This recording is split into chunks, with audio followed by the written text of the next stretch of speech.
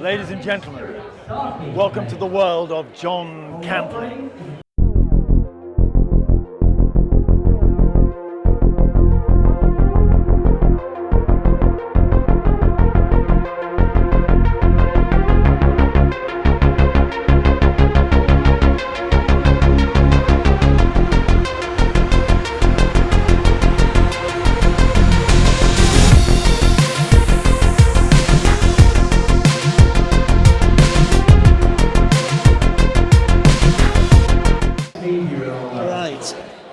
Oh God, I'll never get out of this. Oh blimey. Thank you. Thank you very much. It's lovely to be here. I think I've filmed here before, actually. Yeah, I can't remember what it was, but I think we were down by the docks when there were. There was sort of old docks. They've probably been renewed now, but a long time ago. Yeah. Very nice to see you. So we've got a number of things to talk about. I'm pretty sure some people want to ask questions. Yeah, that'll be. We will get on to Naomi down in a minute, if that's okay. Okay, yeah, no, that's fine. I will talk about my dad. I know that we probably the same old stories. Yeah. Obviously, my dad will talk to him. But I sort of want to start your story with you. Obviously, your dad was an actor. Is that where you got the book from, or? Do you know, I didn't want to be an actor to begin with. I wanted to be a scientist. And when I was 11, I basically, when Dad was in Doctor Who, I had this wonderful bedroom that had a laboratory and microscopes and all sorts of wonderful things. So it wasn't until the age of around about, I would say, when I went to sixth form college and started appearing in theatre productions, that I sort of was beginning to lean towards acting. My brother had always been leaning towards acting, and he knew what he was going to do, but I wasn't quite sure.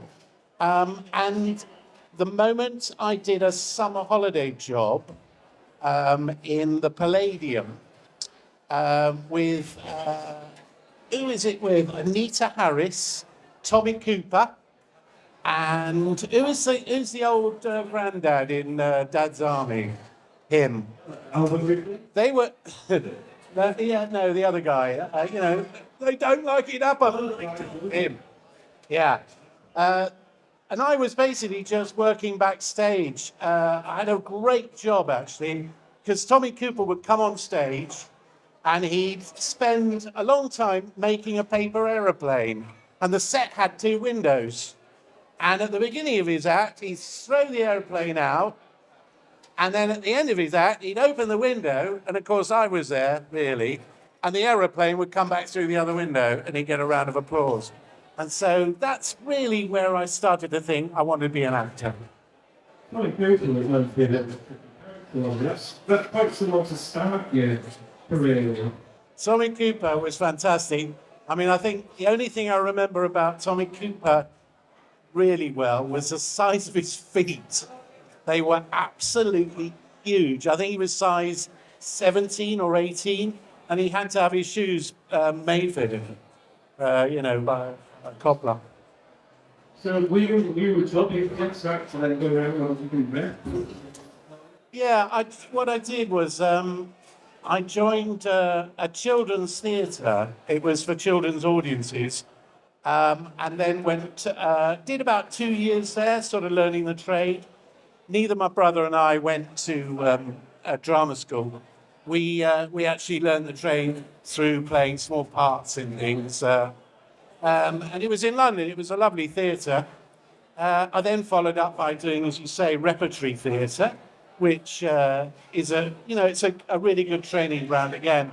And then luckily, an agent saw me when I was in a very small play in Watford Palace Theatre. And he basically said, do you want to be on my books? And from that point on, I basically worked in television and film, mostly thereafter, which was brilliant. Did you sound like your brother and your dad? Did you compare notes and talk about acting, or did you all study quite independently and go for it, we used to phone each other up and congratulate each other on, good performances. I don't think we've ever actually phoned anybody up and said you're absolute crap. But I do remember a director coming up to David once after he'd gone round to all the cast and said, "Oh, you're marvellous, darling, you're wonderful, darling, you're absolutely great." And then he said to David, he said, "Not quite there yet, is it?" And walked off. Now, I've never had that said to me, but quite a few times I've had directors look at me and say, with that look, "You're not quite there." So, yeah. So obviously you've held your own in Tommy Cooper, but then the other thing I'm trying fascinating is when you look at some of your other acting jobs, along with some of the folks you might know you from, again you have some quite big names that you're working with. So I had a chat earlier with you that Michael was on the first TV show that I was like to see. We've got some people out there who do remember Minder. Anybody remember Minder? Yeah. I mean, it's on gold most of the time, isn't it? Yeah. It's still on now, but when I was about 8, I think we were out to stay late and watch it on Thursday night, and Terry was cool and Arthur was funny, but you were one of the unfortunate pop stuff. Oh, He messed about with. he was such a gormless idiot, the character I played. He was wonderful. I mean, they're the best kind of characters to play. Absolutely fantastic. He was as thick as two planks.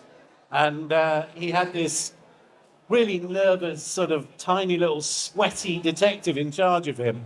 And of course, Inspector, well, I can't remember, his Rycott, I think it was. Yeah, Rycott, his name was. And basically, he always got it wrong and I got it right, even though I was as thick as two planks. So it made for a good double act. It really worked well. Terry and the rest of the crowd were wonderful to work with. See, in those days, you had to work very quickly because there was a very, very quick turnover. And we did about 8 minutes of film a day, which is quite a lot, really. Because nowadays, you'd be looking at maybe a minute, if you're lucky, sometimes on tellies and things like that. Yeah, they were good days. It was a very boozy cast, I remember that. Not much was done after about 1 o'clock, so that you get all the dialogue scenes in before with them, and then you'd be doing the non-speaking bits. You can sometimes see it. Well, if you know what to look for, you can sometimes see rather drunk actors. But still.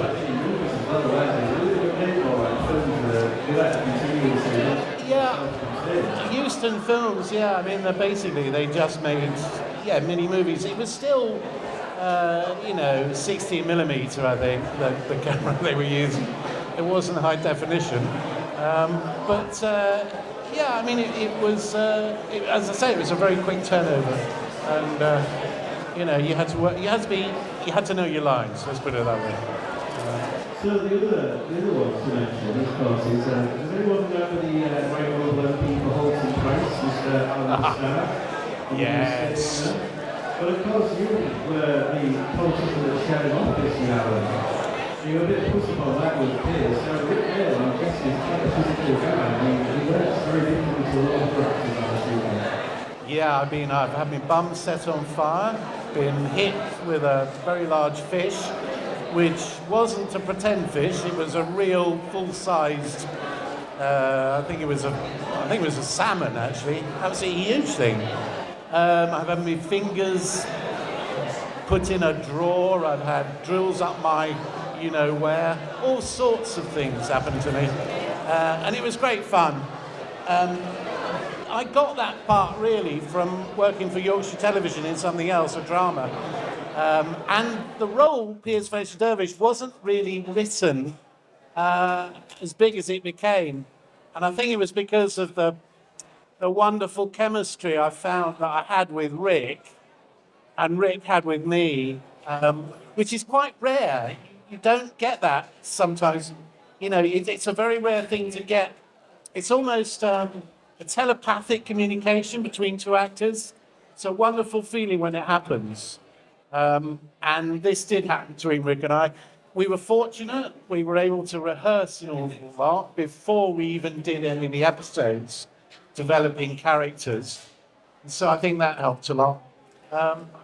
But what tended to happen was, and it really, it was a bit of a nightmare for the director, but Rick and I would develop these scenes in which we thought up the most horrible things for peers to happen to peers, really, in the office.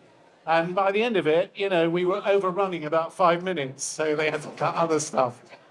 It was a great fun. Rick was a wonderful man to work with.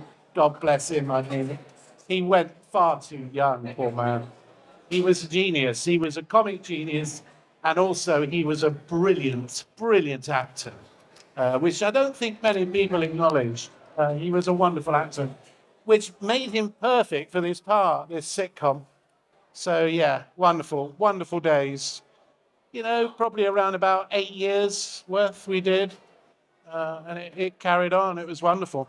The Statesman, yesterday Statesman, at the time, got away with stuff that you probably couldn't even say now about government and politics. How close to the do you think the politics in town? How close what? How close to the reality were the state?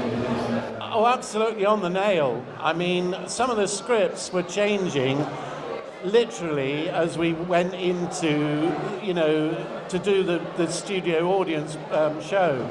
Because we did it in front of a studio audience, and you'd have about 400, 500 people, and you'd also have cameras on you as well. So I learned very quickly, because I'd never done that before. Well, I'd done maybe one, but only as a guest. And the interesting thing is you have to know who to act to. And the key Rick always said was, always act to the camera, don't act to the audience. And that really stood me in good stead, because you then get a reality to the character rather than, you're performing, as it were. And it really worked, and it was the best piece of advice he ever gave me. As I say, he was absolutely wonderful to work with. Do you ever hear anything like news now? Do you ever hear anything in the news that you think, hang on, we need that as a silly plotline in the new Statesman? That's a tricky area to go in, but yes, is the simple answer to that. I mean, pretty well all the stories, I would imagine, that were in the New Statesman have come true. Yeah, I mean, that's all I'm going to say about politics. So, this is another thing that's sort of been like a thread for your life in different ways from Doctor Who. So, I'll start off by saying, just tell us something about your dad. Well, my dad was wonderful, wasn't he? I mean, Dad was basically a brilliant character actor who had come into television at just the right time. I mean, it was beginning to sort of get, drama was beginning to come on television, even in 1947. And he managed to get in on that and transfer from the very large performances you give in theatre to television, where you have to bring it right down. A lot of actors couldn't manage it and they failed. But Dad was one of the lucky ones, and so he managed to get in like a sort of BBC repertory company of TV actors who would be one day, 1 week working on Robin Hood, and then the next he'd be doing something, a swashbuckling thing, Francis Drake or something like that. And that really stood him in good stead, I think, for taking over the Doctor, because you needed someone who could rethink the part, because it was quite a big task to take over from Bill, who had been extremely good and very solid Doctor.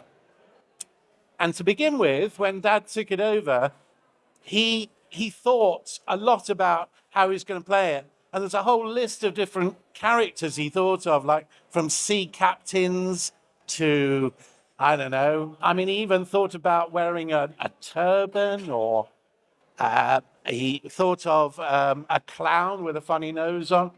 But eventually he ended up looking in this basically a very large box in the wardrobe of the BBC. And he pulled out basically his costume that he wore ever since. And it was a pair of braces, pair of baggy trousers, nice bow tie, checkered shirt, and a stupid hat, which he got rid of, thank heavens. He had a very funny sort of hat to begin with. So that's how he thought of the character. But as I say, because he was such a very good character actor and he knew television, do you know, I don't think there was anyone else that could have done what he did. And that was take over the first time. Because if he hadn't managed to do that, we or any of the Doctor Who's wouldn't have followed. So I really take my hat off for him being able to do that. It's a fact, actually, that 2 weeks after the beginning of Doctor Who that he did, he actually was taken up to the Director General and said, if this doesn't improve, we're going to have to fold it. But it did, and it carried on.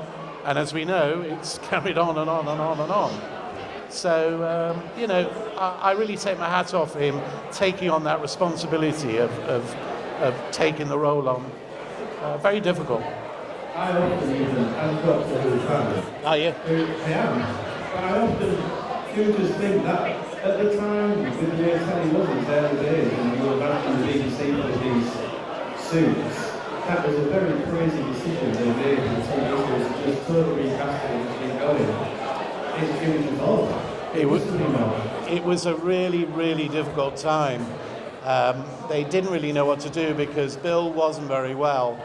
And he was becoming, you know, it was becoming very difficult for him to carry on. And luckily, there were enough producers and directors who believed in the show that they suddenly came up with this brilliant idea of this regeneration, which has become the major part of Doctor Who, hasn't it, really? Very clever, very clever. I'm going to ask you a double question now.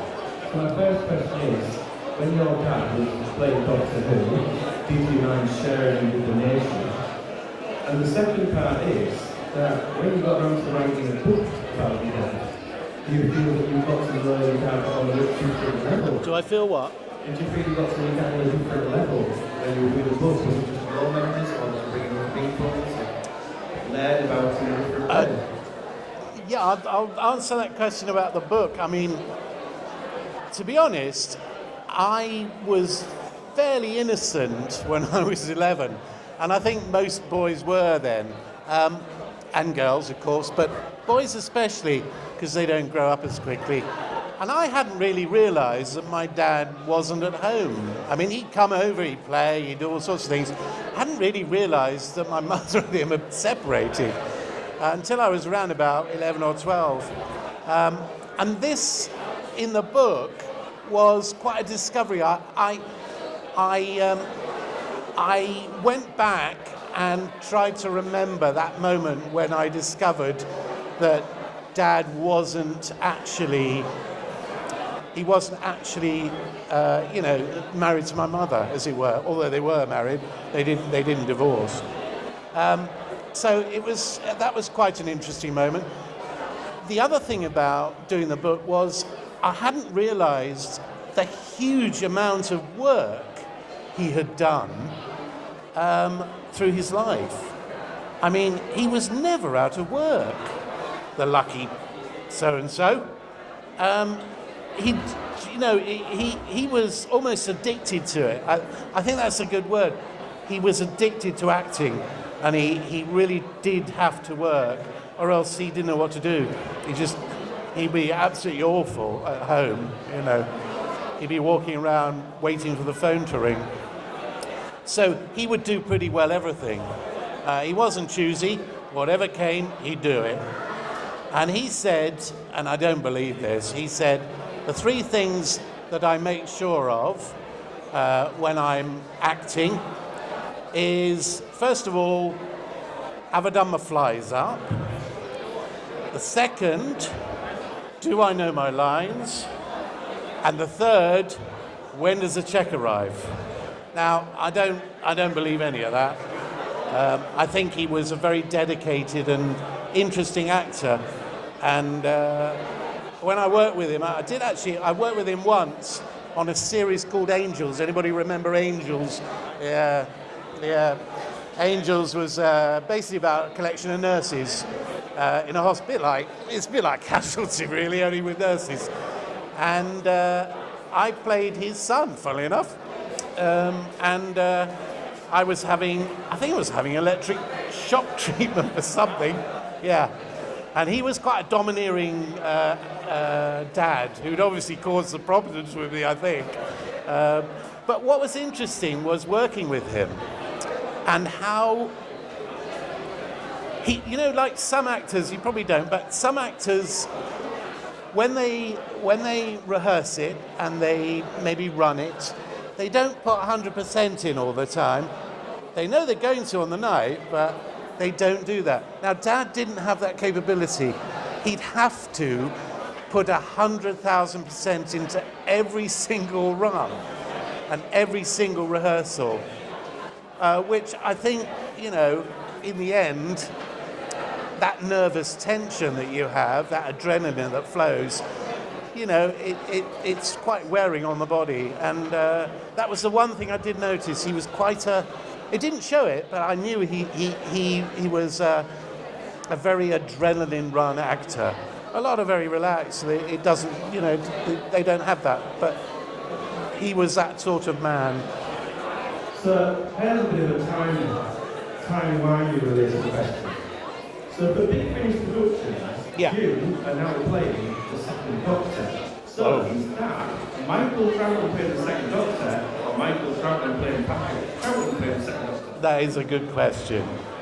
Now, I didn't want to do it like John Culshaw, who is absolutely brilliant. John Culshaw is stunning, and he's a lovely, lovely man. What I wanted to do was get the essence of Dad, that incredible physicality of him. It sounds stupid on Audible, but there is a physicality you can get into your voice and the way you deliver lines. But also move it on slightly and have a bit of me in it as well. So, yeah, that's what we decided. And I hope it works. I think, the reviews are quite good. The fans love it. And hopefully it'll go on. And I'm really enjoying doing it. It's great fun. Great fun. And you were able to do some special yourself, I'll tell you. Yeah, I was with lovely Peter Capaldi, who I knew very well before that. I'd done a lot of work with him before. And what a lovely gentleman he is. Absolutely lovely man. A gentle man in the real sense of the word. A brilliant actor, fantastic. He can take his hand, put his hand to anything, really.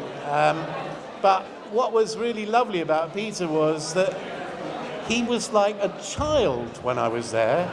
He was like so enthusiastic because he was a Doctor Who fan. And he still was, as the Doctor. And he kept running up to me while we were rehearsing, going, "Oh my God, you were in the set of The Web of Fear? Oh, tell me all about it, tell me all about it." And then he'd run off, do a little scene, then run back and say, go on, tell me.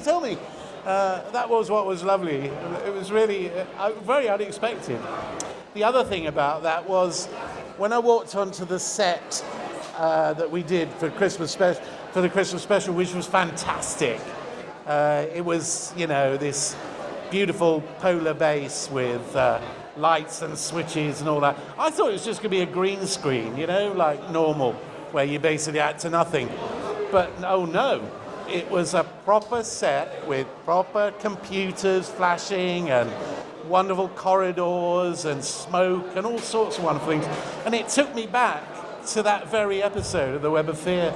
And I felt quite emotional when I walked onto the set for the first time because it brought back so many lovely memories of, going with Dad to the studio. It was great fun. Right, I was going to ask if anybody on there would like to ask Michael a question, if you would have a thought on your mind. Is anyone?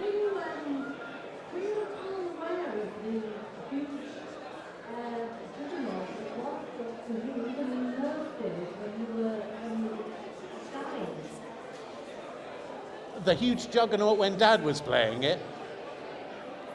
Is that right? Oh, right, okay. I was aware that when I went to school, after Dad had done the first few episodes, I had many friends suddenly. Yeah, I mean, I have to say it wasn't a juggernaut the way that it is now. I mean, it's a huge multi-million business, isn't it now? And, you know, Disney have got in on the act. But in those days, it was certainly a program that you talked about, a bit like Minder, you know, on Monday morning. Oh, what happened in Doctor Who? You know, it was a similar kind of thing. Dad didn't get he didn't get hounded by the press as you would do with his kind of juggernaut kind of productions that you do have now, which was quite good for him really, because he was quite a private man. No, it wasn't really a juggernaut. It was more like, the BBC Sausage Factory producing drama, essentially. It was very different, I think, very different. But the one thing to remember is that the number of channels you had in those days was restricted. And therefore, you only had a choice of 3, I think it was then. Because Channel 4 wasn't there, yeah. Oh no, you were no. Sorry, darling. But that was the choice, and of course, you know, it was very unlikely other people hadn't been watching the same thing. Whereas nowadays, I mean, so many people come up to you and say, "Oh, have you seen that series?" And you go, What are you talking about?" And I've missed like 8 years of a series because I've never actually, because there's so much on television. It's a shame, really. So, the other book you've got, as well as the biography about your dad, you've got a lovely photo album Yeah. as well. What's the idea behind that kind of book? Well, what happened was, after I'd written the book, this lovely man wrote to me who'd moved into Dad's old flat in Hampton in London. And he said they'd gone up into the attic and they'd found 2 wonderful boxes of memorabilia and photographs. And the guy said, if you want to come and collect them, that's absolutely brilliant. You know, I mean, he could have sold them on eBay or, you know, but he contacted the family and we went and collected them. And these amazing new photographs that we never knew existed were in the box. And I thought it's ridiculous not to share them. So we produced a kind of photographic album of those photographs. And some of them are lovely because they're behind the scenes. You know, continuity shots that makeup artists make, that kind of stuff. So it was good fun to compile, actually. And a lot of the photographs, they had little messages on the back that he'd written. He's very meticulous, Dad. He used to produce like books with all his crits in. He'd stick them in. I think you did in those days. That's probably what you did, I don't know. So, Michael, I'd like to thank you very much for coming in to talk to us. Thank you. Michael's going to start down here where we've got the books and some big finish stuff and lots of amazing photos, including one of the special there is Teddy, which I forgot about was Teddy, which you've got. I've got the Teddy, yeah, he's in my, well, we had 4 made, and one is in my workshop, so he didn't get burned and he didn't get hurt. He's still with us, so don't worry about him. If that Teddy ever works, anyway, Michael, thank you so much for the chat to us. Thank you very much, thank you. Thanks very much.